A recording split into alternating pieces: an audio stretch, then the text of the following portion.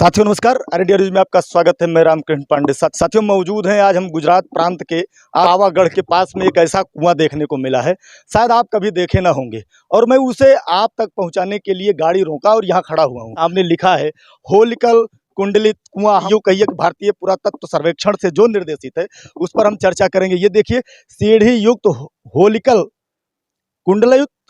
कुंडलित कुआं का निर्माण पक्की ईंटों से किया गया है। ये कहिए कि ये 120 मीटर है और इस कुएं के चारों तरफ ईंट से निर्मित है। 1 मीटर ऊंचा प्राकार है। ये कुएं का निर्माण संभवतः 16वीं शताब्दी में हुआ था।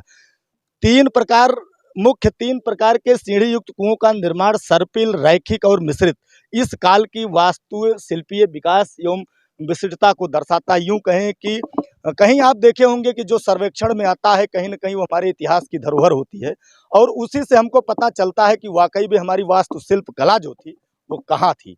हम जोड़ेंगे आपको कुएं से, कुएं में क्या है और कुआं बना कैसा है। शायद आपने कभी देखा नहीं होगा और चाहेंगे कि वाकई में आप इसे गौर से देखें, क्योंकि ये कुआं कहीं न कहीं आपको आपके पुराने इतिहास की तरफ ले जाता है। हम नीचे उतारेंगे, ये कुआं है, कहीं आपको दिखाएंगे कि पुराने जो पत्थर होते हैं, शिला होती है, उसी से ये बनाई गई है।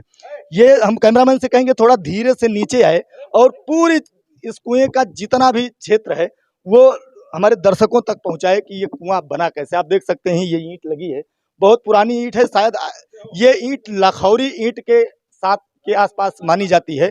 फिलहाल मैं तो यही कहूँगा कि ये लाखौरी ईंट जैसा ही है। आप देखेंगे शिलाएं जो लगाई गई हैं ये आज की नहीं है, इतनी भारी भारी शिलाएं हैं कि इसे उठा पाना तो मुश्किल है, लेकिन उस जमाने में किस तरीके से लगाई गई है ये आप इतिहास में जाकर ढूंढ सकते हैं कि किस तरीके से लगाई जा सकती थी।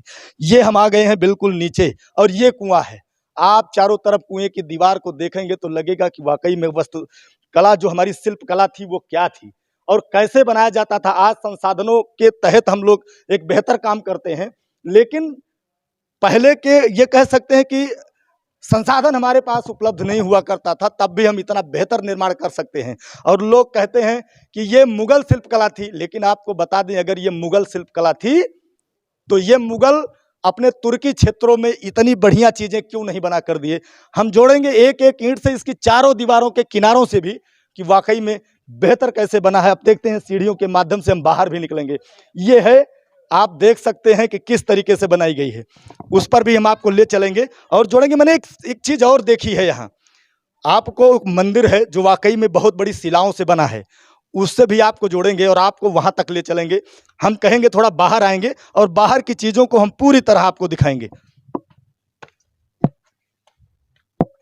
ये ईंटें हैं, आप देख सकते हैं, ईंटों के साथ साथ बड़े बड़े पत्थर लगाए गए। अंदर की चीजों आप देखे होंगे तो स्तब्ध रह गए होंगे कि इतना बड़ा कुआं शायद आज के ज़माने में बनाना तो फिलहाल बहुत बड़ी बात है, ये कह सकते हैं कि बमुश्किल है, लेकिन जो ये बन के तैयार हुआ है आज की लागत के हिसाब से तो मुझे लगता है कि आपको करोड़ों व्यय करना पड़ेगा, लेकिन आप देखकर स्तब्ध रह जाएंगे। तो बता दें कि पावागढ़ आने वाले जितने भी श्रद्धालु हैं, यहीं से आप 2 किलोमीटर आगे जाएंगे तो बस स्टैंड है और इसी बस स्टैंड से जुड़ा पावागढ़ है, जहाँ ये कह सकते हैं कि जब सती जी अपने पिता के द्वारा अपमानित होने के बाद अपने को अग्नि में समाहित किया था, उस दौरान क्रोधित शिव ने उनकी पूरे शरीर को लेकर पूरे ब्रह्मांड में भ्रमण किया था।